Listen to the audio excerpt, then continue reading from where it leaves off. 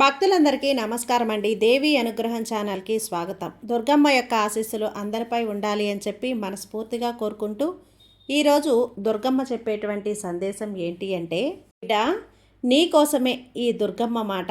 ఈ దుర్గమ్మ పలుకు నువ్వు విన్న తర్వాత నీ జీవితం అద్భుతంగా మారుతుంది. నువ్వు నీ జీవితంలో కొన్ని మార్చుకోవాల్సిన విషయాలు ఉన్నాయి, అలాగే కొన్ని నేర్చుకోవాల్సిన విషయాలు కూడా ఉన్నాయి. అవి నువ్వు క్షుణ్ణంగా తెలుసుకున్నప్పుడు మాత్రమే నీ జీవితం ప్రశాంతంగా ఉండటమే కాకుండా జీవితాంతం కూడా సంతోషంగా ఉంటావు.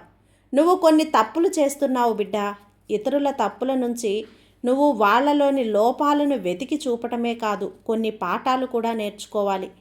అన్ని తప్పులు నువ్వే చేసి నేర్చుకోవాలి అంటే జీవితం సరిపోదు. కాబట్టి నువ్వు తప్పులు చేసినప్పుడు అవి సరిదిద్దుకునే ఆలోచన కూడా నీకు రావాలి కదా. నువ్వే అన్నీ తప్పులు చేసి ఇతరులు మారాలి అంటే ఎలా? ముందు మారాల్సింది నువ్వు. నీ తప్పుల్ని నువ్వు సరిచేసుకోవటమే కాకుండా ఇతరులు చేసే తప్పుల నుంచి నువ్వు కొంచెం పాఠాలు నేర్చుకోవాలి. నీలో ఉన్న అతి అహంకారం, అతి దానగుణం నీ ఇబ్బందులకు ఒక కారణం. అహంకారం అనేది ఎందుకు వస్తుంది? అహంకారం అనేది రాకూడదు. నాకేంటి అని నువ్వు ఇప్పుడు అనుకుంటే నీకేమీ లేకుండా పోయే కాలం వస్తుంది. దేనికి కూడా ఎప్పుడూ కూడా విర్రవీగకు. అతి దానగుణం కూడా నీలో ఉంది.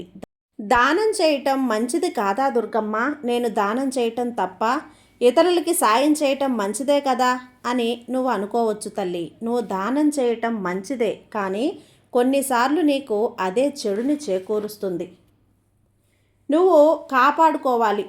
నీకు ₹1 దాచుకునే నువ్వు ₹1/2 దానం చేయాలి తప్ప, నీ దగ్గర ఏమీ లేకుండా మొత్తంగా నువ్వు దానం చేసేస్తే, నిన్ను నమ్ముకొని నీ కోసం నువ్వు తెచ్చి పెడితే తినాలి, నువ్వు చూసుకుంటే ఉండాలి అనుకొని నిన్ను నమ్ముకున్న వాళ్ళని నువ్వు కష్టపెట్టడం ఏమీ కూడా అది మంచి పని కాదు తల్లి. అది నిన్ను ఇబ్బందుల పాలు చేయటమే కాకుండా నీ సంతోషాన్ని నీకు దూరం చేస్తుంది. గుర్తుంచుకో.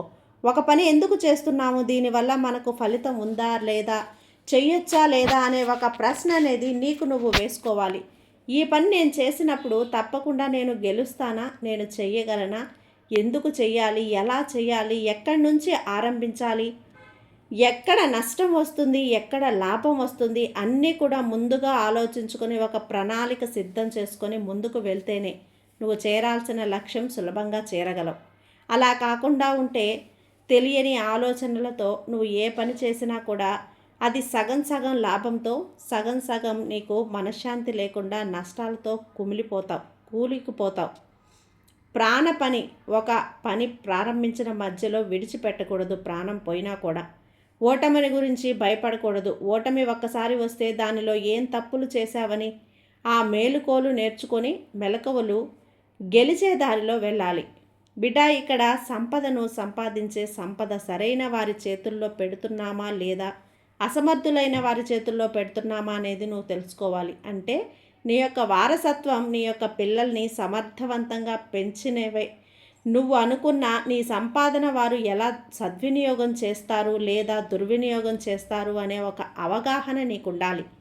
ఎవరికి ఇస్తే దీన్ని రెట్టింపు చేస్తారు, మంచి మార్గంలో వెళ్తారు అనేది కూడా నువ్వు తప్పకుండా తెలుసుకోవాల్సిన అవసరం ఉంది. ఇక ఎవరైనా శత్రువులు నీకు ఎప్పుడు కూడా నువ్వు ఉద్దేశించవచ్చు. అంటే నీ గురించి నువ్వు ఆలోచించుకోవాలే కానీ నీ శత్రువుల గురించో లేదో వేరే వారి గురించో నువ్వు ఆలోచిస్తూ సమయాన్ని వృధా చేసుకు. నీ శత్రువులు ద్వేషిస్తూ వారి మీద ఎప్పుడూ కోప్పడుతూ నీ యొక్క లక్ష్యాన్ని మర్చిపోవద్దు. నువ్వు నీ ఆలోచన సామర్థ్యాన్ని కోల్పోతావు. దానివల్ల నువ్వు అతని బలహీనతను మాత్రమే చూడగలవు, కానీ నీ బలాన్ని నువ్వు కోల్పోతావు కదా. అటువంటి పరిస్థితిని నువ్వు ఎప్పుడూ కూడా తెచ్చుకోవద్దు.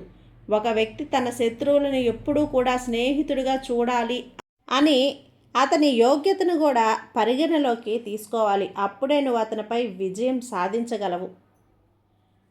గుర్తుంచుకో. చెడు ఆలోచనలు పక్కన పెట్టు తల్లి. చెడు ఆలోచనలు ఉన్న వ్యక్తుల మీద నువ్వు ఎంత ప్రేమ చూపించినా వాళ్ళు తమ అసలు స్వభావాన్ని మర్చిపోరు. వారి అసలు స్వభావం ఎప్పుడూ అలాగే ఉండిపోతుంది. కాబట్టి చెడ్డవాళ్ళను మార్చాలి, వాళ్ళని సరైన దారిలో పెట్టాలి అనుకోవటం నీ యొక్క అజ్ఞానమే అవుతుంది. చెడు వ్యక్తితో స్నేహం కూడా చాలా ప్రమాదకరం. చెడు వ్యక్తితో స్నేహం, శత్రుత్వం రెండూ హాని కలిగిస్తాయి. కాబట్టి చెడ్డవారితో మమేకంగా పనిచేసేవారు మారిస్తే వాళ్ళు మారుతారా? వారిని మార్చాలని ఉంటే నీ యొక్క అపోహ మాత్రమే అది. ఇక నువ్వు ఎవ్వరికీ కూడా భారీ హామీలు ఇచ్చేయొద్దు తల్లి. వారి హామీలు ఇచ్చేవారు ఎవరినైనా సరే క్షణిక ఆనందాన్ని వస్తారు, కానీ ఆ హామీ తీర్చలేనప్పుడు వాళ్ళు ఎంతగానో నీ మీద ఆధారపడి నువ్వు ఏదో చేస్తావు ఏదో ఇస్తావని సంతోషపడి ఎదురు చూస్తూ ఉంటారు.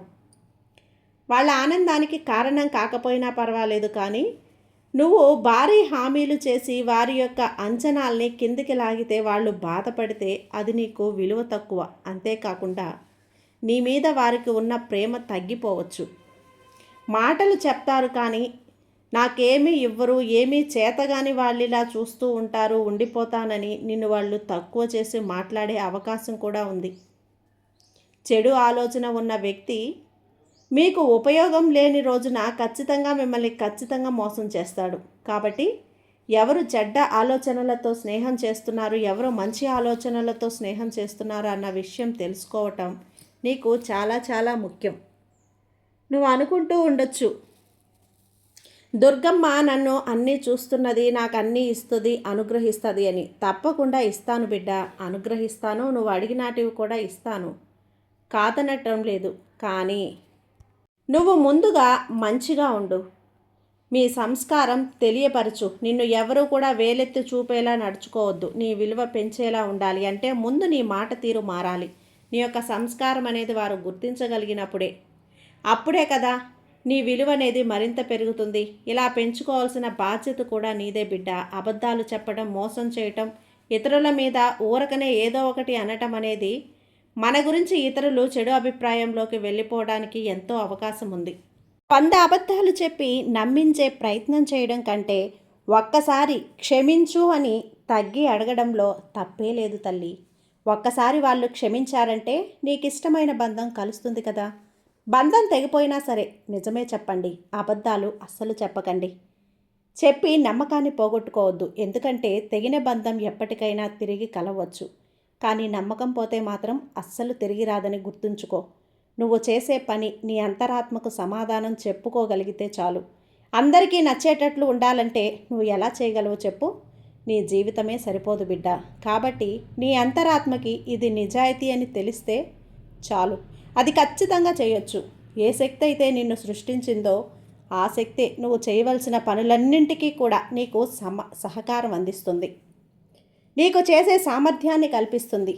ఈ దుర్గమ్మ నీకు ఆ సామర్థ్యాన్ని నేను కల్పిస్తానమ్మా. నువ్వు ఎప్పుడైనా కష్టాలు వచ్చినా, నీకు ఇష్టం లేనటువంటి సంఘటనలు జరిగినా ఇదంతా కూడా నా మంచికే అని ఒక్కసారి అనుకో. నీ శరీరం మరిచిన తర్వాత కూడా ఏదైతే నీకు వస్తుందో దాన్ని పవిత్రం చేయటానికి, దాని పద్ధతిలో పెట్టడానికి భగవంతుడు చేసే సంకల్పమే అది. నిన్ను పక్వపరచడానికి చేసే ప్రయత్నమే అది. అంతేకాని దేవుడికి నువ్వంటే ఇష్టం లేక కాదు, నిన్ను బాధ పెట్టాలని కాదు. నిన్ను సాన పెడుతున్నాడు. భగవంతుడు బంగారాన్ని మంటలో వేస్తే ఎలా పవిత్రంగా మారి దాని విలువ పెరుగుతుందో, నిన్ను కూడా అలా పవిత్రం చేసి నీ విలువ పెంచడానికి నీకు కష్టాల్ని నష్టాల్ని కలిగించి వాటిలో నిన్ను నైపుణ్యం గల వ్యక్తిగా తయారు చేస్తున్నాడు. భగవంతుడు ఏది ఎలా జరగాలో అలాగే జరిపిస్తుందమ్మా. దాన్ని నువ్వు అంగీకరించక ఆలోచించి నువ్వే ఎన్నో సమస్యలను కొని తెచ్చుకుంటూ ఉన్నావు. ఎంతో ఒత్తిడిని అలజడిని ఏర్పరచుకుంటున్నావు. వీటన్నింటినీ వదిలి అన్నింటినీ అంగీకరిస్తూ నీ ఎదుట ఏ పనైతే ఉందో దాన్ని మనస్ఫూర్తిగా దాని మీద నువ్వు మనసు పెట్టి చేస్తూ, ఎవ్వరి స్వేచ్ఛను నువ్వు వ్యక్తిగతంగా మాట్లాడకుండా నీ పని నువ్వు చేసుకుంటూ వెళ్ళాలి. ప్రతి ఒక్కరిని గౌరవించాలి. ఆ ఆలోచన లేకుంటే ప్రశాంతత అనేది ఎప్పుడూ కూడా ఉండదు. కాబట్టి భగవంతుడి నామస్మరణ అనేది నీకు కొన్ని సమస్యల నుంచి విమోచనం కలిగిస్తుంది, నీ యొక్క దిశను కల్లిస్తుంది, నీ జీవితాన్ని బాగుపరుస్తుంది. నీకు తెలియని బలం భగవంతుడు తప్పకుండా ఇస్తాడు. ఆ బలాన్ని పెంచుకో. నీ యొక్క కర్మను అనుభవించడం కోసం ఈ దేహం లభించింది అని గుర్తించు. వాటిని అనుభవించే తీరాలి. వాటిని వదిలేయరు అనేది వ్యక్తి యొక్క ఇష్టాల మీద ఏమాత్రము కూడా ఉండదు. అంతా భగవంతుని నిర్ణయం. ఆ భగవాన్ నిర్ణయంపైనే ఆధారపడి ఉంటుంది బిడ్డ అని గుర్తుంచుకో. కాబట్టి నువ్వు చేసే పనులు నీకు న్యాయం అనిపిస్తే చెయ్యి అని చెప్పాను కదా. ఇష్టం లేకుంటే ఏమీ చేయని అవసరం లేదు. కాబట్టి ఈ దుర్గమ్మ చెప్పిన మాటలు ప్రతి ఒక్కటి కూడా ఆచితూచి అడుగువేయి బిడ్డా. నీ మనసులోని తలంపులు భయాల్ని బయట పెట్టేవిగా ఉండొచ్చు. ఒక్కొక్కసారి పరిసరాల నుంచి పారిపోయేలా చేస్తాయి. నిజానికి అవన్నీ కూడా వట్టి పేకమేడలు లాంటివే. తల్లి, బలమైన పునాది లేదు. ఈ విషయాన్ని నువ్వు గ్రహించి వాటి మీద దృష్టి మళ్లిస్తే వాటంతట అవే కుప్పకూలిపోతాయి. కష్టాలు, కన్నీళ్ళు అనేవి మటుమాయమైపోతాయి. కాబట్టి నీ యొక్క ఆలోచనలు, నీ యొక్క తలంపులు కూడా ఎప్పుడూ కూడా నువ్వు ప్రస్తుతం జరిగే విషయాలపైనే దృష్టి పెట్టు. జరిగిపోయిన వాటి గురించి ఆలోచిస్తూ ఉంటే బాధ తప్ప ఇంకేమీ మిగలదని గుర్తుంచుకో. కాబట్టి ఇక మీద ఈ దుర్గమ్మ ఉంది అనే ధైర్యంతో నువ్వు చేయవలసింది, నీ మీద నీకున్న ధైర్యాన్ని పెంచుకొని ముందుకు వెళ్ళు. తప్పకుండా నువ్వు అనుకున్నది సాధిస్తావు. జీవితాంతం ప్రశాంతంగా ఉంటావు. ఈ దుర్గమ్మ ఆశీస్సులు ఎప్పుడూ కూడా నీపైనే ఉంటాయమ్మా. రేపటి నుంచి నీ కష్టకాలం తొలగి నీ జీవితంలో ఆనందపు రోజులని నేనందివ్వబోతున్నాను. అందుకో బిడ్డా.